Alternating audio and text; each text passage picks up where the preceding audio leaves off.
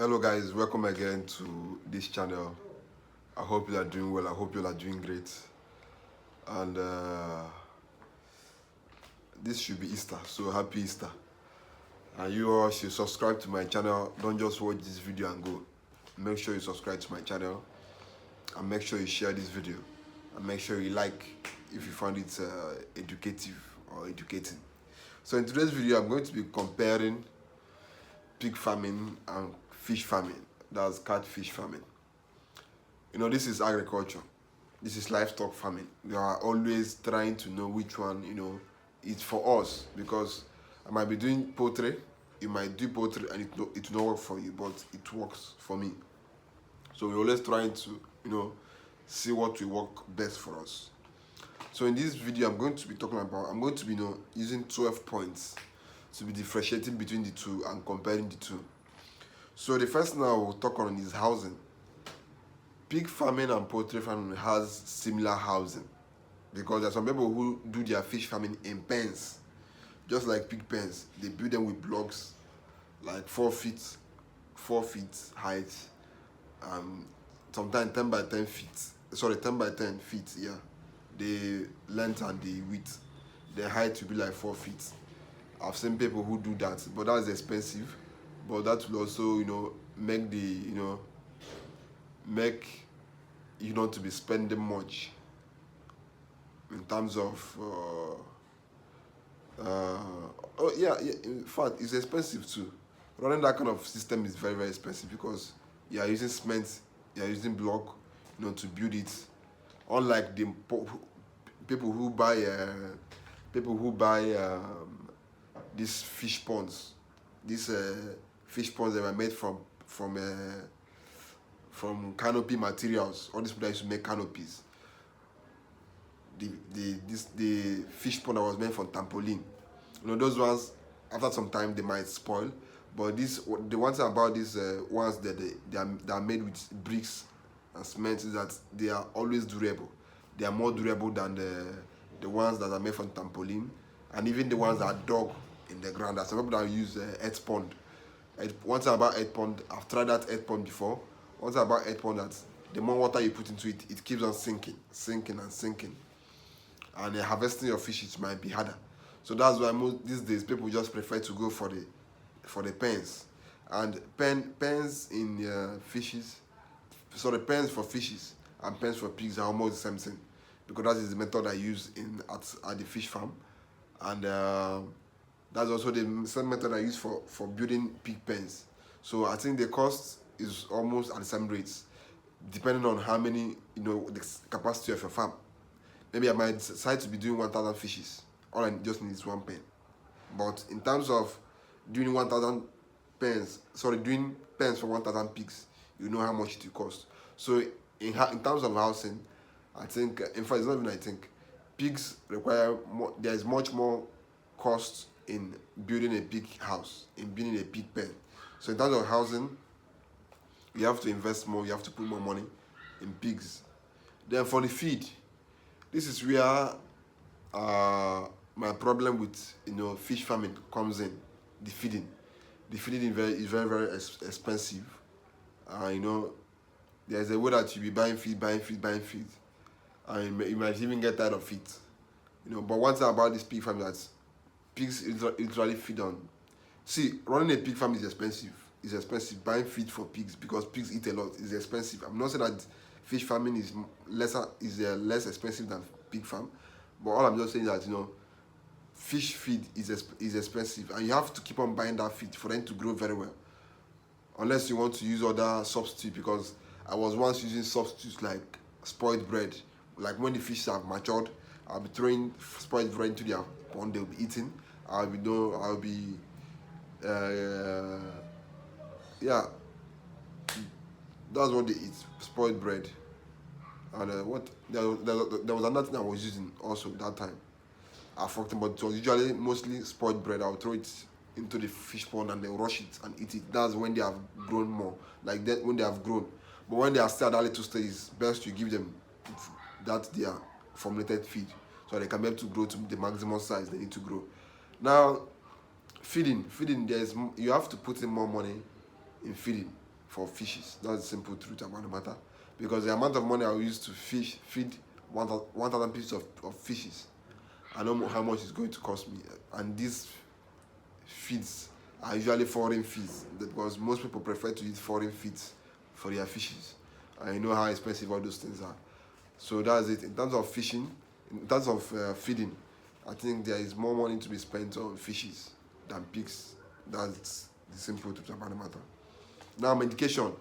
I don't think fishes require much medication. I don't think, because because I used to do catfish farming. When I was doing the catfish farming, I only use vitamins. I'll pour vitamins into their pond. They will, drink it, take it. I think that was the only medication I used to give. It's not even medication; it's supplement. So that was it. But unlike in pigs you have to spend money buying medicine. I know how much I spend every week on medicine, on drugs, on injections. I know how much I spend, because I want my pigs to be healthy. I want my pigs to grow well. And the more you inject them, the more fight off these diseases that will make the pigs not to grow very well. And believe me when I say that small pigs, like the piglets, the winners, they are very, very fragile. Any small thing can affect them, can affect their growth, and you end up feeding them and they will not be growing well. That's the problem most people are facing in this pig farming. Their pigs will be sick, they'll keep on feeding it, and you discover that the pig is not doing well, but it is eating. It will eat and pass it out. That food has wasted, that money has gone away. So we should always try to medicate our pigs. That is why here I say that medication is very, very expensive, and you have to put in more money in medicating pigs than fishes. So next is water. We all know that the natural habitat of fishes is water, and pigs also need water a lot. I know how much I spend weekly also in pumping water for my pigs. When I was doing fish farming, I know how much I used to spend every day to pump water, because I usually change the water after 3 days. I know how much I used to pump in water. I know how much I used to use to pump water. So in terms of water, they are all at the same level. Pigs and fishes, they are all at the same level. Now the fifth is management. The management I'm talking about here is how much attention you need to give them. For me, I don't think you need to give much attention to any of these animals, because pigs, once you feed them in the morning, you observe them, know the ones that are sick, you inject them. Maybe in the afternoon, you feed them. In the evening, you feed them again. That's it. And that's also the same thing for fishes. You feed them night, morning, afternoon. So it's as simple as that. And fishes don't even require much observation, because you can't even see them. What are you going to see? So you can't see them. So the best thing is just to give them feed. And these ones, you feed them, you observe them, and you medicate the sick ones. So in terms of management, they are at the same level. Now the next thing is climate change. Climate change doesn't affect fishes that much, because they stay in water all day. Even if the water is hot, they'll still be there. So, but the climate change affects pigs, because pigs, like we all know, pigs don't have sweat pores. They cannot sweat. So that's why when they are hot, they have to look for water. So if you keep a pig in a very hot environment, that pig is bound to have some problems. So it's always better you put water, or you put the pig in a very, very warm, cool room. In the United States and all these developed countries, they don't put water in pig pens like how we do here in Nigeria. All they do is, in fact, what they do is they install cooling systems in the pig facility, in the pig housing facilities. The pigs are always cool throughout the day. So that's it. Then next thing is markets. There's market for fish. In fact, there's market for anything livestock, as far as it is eatable. If there's market for duck, I don't know if people know duck. This thing I used to, for example, hen. This thing, for example, chicken, duck. If people eat a lot of duck, people eat a lot of fishes, people eat a lot of pork, people eat a lot of goats, people eat a lot of sheep, people eat a lot of beef. So there's market for the two, and there's market for any livestock you want to venture into. The next thing is maturity stage. Yeah, this is another thing why I love about fishes. In 6 months you have your money. In 4 months you have your money. In 3 months you can also have your money. Fish farming is almost as fast as poultry farming. within 3 months, 4 months, your fishes have reached maturity, you set them off. You still restock again. Unlike in pig farming where you have to wait for a whole year for a pig to mature, or 10 months, 8 months, 9 months for a pig to reach market weight. So in terms of maturity stage, I'll go for fishing. If you are the kind of person looking for quick ways to make money, leave pig farming and go to fish farming. Now the next thing is waste management. We all know that fishes, even if they defecate or ingest waste out of their body, we literally might not even be able to see it because it's in the water. But for pigs, it's a whole different case. Pigs eat a lot, and pigs, they put out a lot of waste from their body. Myself, I'm even looking at ways where I'm looking at how to even. In fact, the thing about pig farm is that the more pigs you have, the more waste you have to deal with. The more pigs, the more waste you have to deal with. So that's it. So if you're looking for ways not to, incur waste in your farming, then don't go into pig farming. Just go into fish farming, because I don't know any other animal that have less waste than fishes. Because chicken they defecate a lot, goat they defecate a lot, cows they defecate a lot, but fishes you literally might not even be able to see any waste in their water, unless when I don't think you can see waste in their water, because are you going to enter into the water and see it? Unless maybe you start flushing the water out. That's why you might see some little things, but it's not as much as pigs do. Now the next thing is mortality rate. There's a mortality rate in fish farming and there's a mortality rate in pig farming. Mortality rate in pig farming always occur at those early stages when the pigs are still small.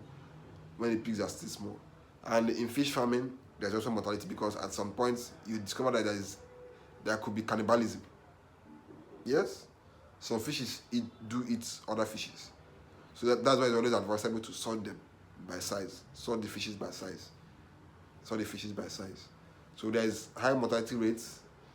In fact, it can be controlled. It can always be controlled with proper sorting and proper feeding. Because at times what will cause them to start hunting for each other is hunger. Because when pigs have eaten, their stomach is full. All they have to do is to go and rest. But when you have not given them food, they will be fighting, they'll be shouting, and they will start, giving each other wounds. Likewise in fish farming. So these things can be controlled. Labor costs. In terms of labor costs, we all know that pig farming has more labor costs than fishes, because one person can manage 5,000 fishes, but one person cannot manage even 50 pigs. It's not possible, unless you want to suffer that person, or unless you are paying that person a good salary. So that's it. In terms of labor costs, there's more labor to be done for pigs than fishes. So that's it on today's video in the comparison between fish farming and pig farming. So my advice to you is that if you want quick money, if you want less labor, if you want something that will be easier for you to do, I'll say you go to pig farm. I'll say you go to fish farming, because fish farming is easier. In 5 months, in 4 months, you sell your stock, you have your money, you still restock again with your profit. So unlike in pig farming where you have to wait for a whole year, sometimes 3 years for a farm to grow to a reasonable size before you start selling. And within that 3 years, you will have also been buying feed without getting anything from the farm. So pig farming is for those who are able to wait for that long. But if you're looking for quick money, then fish farming should be for you. Because in fact fish farming is a nice business. Believe me, most fish farmers I know are doing well, are doing very, very well. So it's all about how much effort you're able to put into it, how you grow your farm. You get, because if you have a small farm, you'll be earning small money. If you have a big farm, you'll be earning big money. That's how life is. So thank you for watching this video. Make sure you subscribe to this channel, and make sure you like this video. And if you have any questions, make sure you reach out to me. My numbers are always in the description of my videos. All you have to do is check out the description. You reach out to me. I consult people on pig farming, fish farming, cattle farming, goat farming, and because I've tried out fish farming, I'm into pig farming, I'm into goat farming, I'm into cattle farming. So I have all the experiences. So that's on today's video. Thank you for watching this video. Subscribe and like it. Thank you.